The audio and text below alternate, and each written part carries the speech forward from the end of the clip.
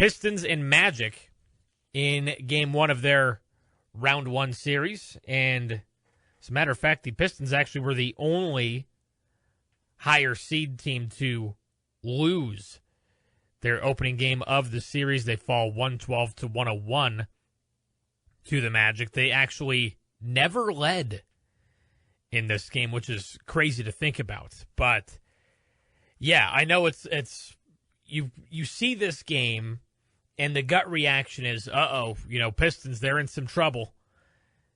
Maybe they weren't ready for the playoffs or whatever. Oh, they're fraud. No, I don't really think I've seen much of that. But no, I think a couple of things are at play here with this game. I think first and foremost, the Magic, they completely shocked me. I was saying going into the play-in tournament, I expected the Hornets to be in this spot, not the Magic. And they actually dominated the Hornets in the 8th seed game of the play-in tournament on Friday, 121-90, and that was really surprising for me. They totally dominated that game, and it really wasn't close. So I was like, all right, so it's the Magic. And we've seen this happen in sports, not to make excuses for the Pistons by any stretch of the imagination, but we have seen this play out before where, you have the Pistons who had an entire week off taking on the Orlando Magic fresh off of a huge, 30-point blowout in the play-in tournament. So they had a couple more games under their belts coming in. They're more fresh. Whereas the Pistons, a week off. Again, not to give the Pistons any excuses, but we have seen this before. And, yeah, So there's that at play. The other thing at play is I think the Pistons just got off to such a poor start in this game that they were just kind of behind the 8 ball from the get-go. Started off with a couple of quick Magic scores, couple of bad Pistons turnovers. And before you knew it, Orlando had a quick double-digit lead. And the Pistons, they did stabilize a little bit. They ended the first quarter strong. But the entire rest of the game was a whole lot of Pistons go on a run. They make it close. If not, they tie the game. And then just like that, the Magic come back. They usually get a couple turnovers, a couple quick threes, and, the lead is built back out. The Pistons, again, they tied several times. They just never could officially take the lead in this one, which is crazy. So, the Magic, they came out, they played well, they did exactly what they needed to do. They stole Game 1, which, even if the Pistons do recover tomorrow night and they win Game 2 at home, the Magic still did what they needed to do, which is win at least one of these 2 games. Steal home court advantage right back. And now, obviously, you force the Pistons in a situation where they have to get a win on the road. At least one win on the road if they want to move beyond this series, which, hey, if you have deep playoff aspirations, you gotta win these playoff games on the road anyways.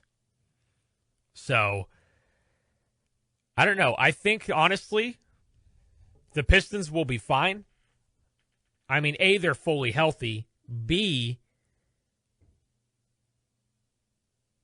they're vastly superior statistically in all facets. Talent on the floor,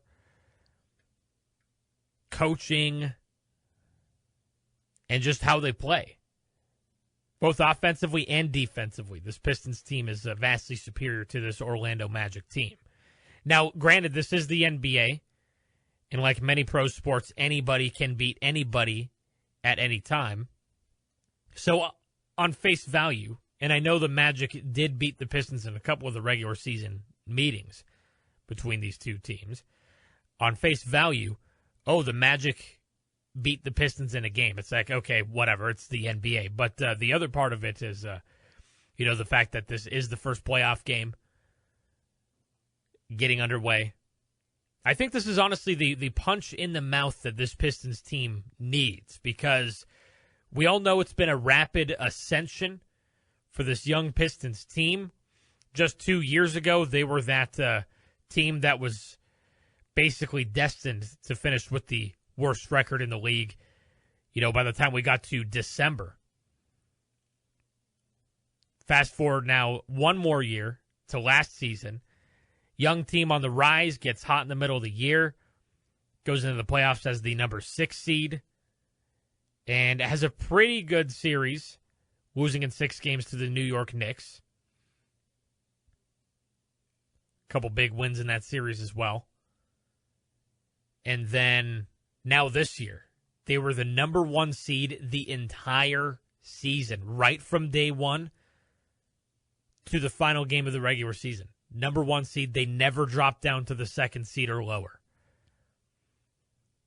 So the Pistons team, they've been in the driver's seat from the get-go. And, you're no longer this kind of young, up-and-coming team. I mean, they still are. But you're no longer this, young team on the rise, where do we put these guys? Are they for real? Do they belong in the playoffs? Which I believe last year they proved that they did, even though they lost that opening series. It's a pretty good battle with the New York Knicks. But now, switch that to this season. You're the number 1 seed the entire year. You're no longer the team hunting. You are essentially the hunted, even though you don't have that playoff experience and that playoff resume quite yet to back you up. You're going to get every team's best, and that includes this Orlando Magic team, and that's what we got in this first game. I think the Orlando Magic, and they were saying it throughout the broadcast, that especially right out of the gates, you couldn't have asked for much more from this Magic team for how they came out. And simply put, yeah, they punched the Pistons in the mouth, and even though the Pistons did make a couple of good runs, they tied a few times, the Magic, they had an answer every time. And even though I do believe the Pistons will win this series, I think this was the punch in the mouth that the Pistons needed. Hey, it doesn't matter. This isn't going to be easy. It just shows you the different level that these playoffs escalate to. So the Pistons drop game 1, going to game 2 tomorrow night at Little Caesars Arena. I hate that phrase, must win. This is a must-win game. Because in my eyes, this is the playoffs. Every game is a must-win. Even if you're up 3-1, shoot, even 3-0. You got to finish the job, because if you lose that game, even though it's technically not a must-win, you don't want to let that other team get that momentum. Start cooking. But if you really want to view this next game as a must-win, I would probably agree in that case, where you do not want to be that home court team going down 0-2 for games 3 and 4 on the road. That's not a spot you want to be in. So, Pistons have to recover. I think they will. I think this was the wake-up call that they needed. And they'll be ready. They'll be able to move on. They have, in my eyes, the NBA Coach of the Year and J.B. Bickerstaff going to get to the NBA awards. Finalists announced. Going to get to that later in the program. But yeah, this Pistons team, they didn't shoot particularly well either. Only 40%, 31% from 3, even though the Magic 29% from 3 didn't shoot much better, but 49% overall, much better overall there. And we knew this was going to be a physical matchup as well. The Magic, as a matter of fact, probably one of the few teams in the NBA that has actually built to match the Pistons' physicality. Pistons, one of the more physical, paint-dominant teams in the league. And the Magic, they showed in that first game, they have that toughness as well. They got some size. They got some strength. As a matter of fact, those Pistons intangibles I always talk about, the Magic did have the edge in. Slim margin, but they did out-rebound Detroit. A 20-point edge, points in the paint, which is shocking from this Pistons team. Those are the two big ones. Meanwhile, the Pistons had narrow edges in second chance points, fast break points, and points off turnovers, but that's a big one, the points in the paint, which is where this Pistons team usually dominates. You don't really see that very often, that they let another team come in and dominate them in the paint. Cade Cunningham did have a big scoring night, 39 points, 5 rebounds, 4 assists, although he shot pretty poorly, 13 of 27. Jalen Duren, pretty quiet offensive game, 3 of 4 shooting only, 7 rebounds. But, I think pretty interesting as well to see a little bit of a deeper rotation from this Pistons team as well. 11 guys suited up for this Pistons team in this game, which is pretty uncommon for a playoff game. You usually see in the playoffs that rotation shrink down a little bit to usually 7 or 8 guys at max. It's pretty rare that you even see 9, a.k.a. 4 guys coming in off the bench. So we'll see if maybe that slims down a little bit. You had the usual starting 5, and then you had the main guys off the bench, Jenkins, Stewart, Herter, and then you had Holland for 10 minutes off the bench, Green and LeVert for 4 minutes off the bench each.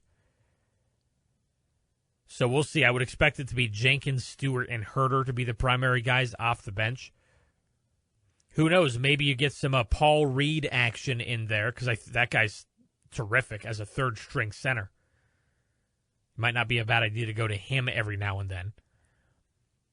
But, I think the Pistons will be fine. They just needed this wake-up call. This ain't going to be easy. This is the playoffs. But the way this Pistons team has been playing all season, their ability to bounce back, they'll be fine. Game 2 is tomorrow, 7 o'clock from Little Caesars Arena, and we'll have the live coverage for you right here on Jackson's Fox Sports 101.9 FM. If you missed today's installment of On the Docket, podcast it at foxsports1019.com or wherever you get your podcasts. Be sure to tune in live weekdays at noon on Jackson's Fox Sports 101.9 FM.